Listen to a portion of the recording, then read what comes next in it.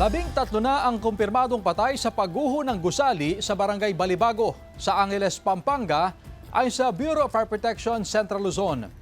Mag-alauna kanina nang makuha ang ika-13 bangkay. Nakuha naman ang ika-12 bangkay pasado alas 10 kagabi sa Quadrant 1. Na-recover din kahapon ang 4 pang katawan ng mga natrap sa guho. Pahirapan sa operasyon ang panakanakang pag-ulan. Gayun din ang problema sa masangsang na amoy sa lugar habang tumatagal ang pagkuha sa mga natabunan. Inaalam pa ng Angeles City Health Office ang pagkakakilanlan ng mga biktima. Sa gitna naman ng investigasyon sa gumuhong gusali, pinatawan ni Angeles City Mayor John Lazatin ng preventive suspension sina Engineer Marlon Lingat, Structural Engineer ng City Engineers Office, at Architect Norbert Lamban, ang City Building Official. Epektibo ngayong araw. Sinusubukan namin silang kunan ng pahayag.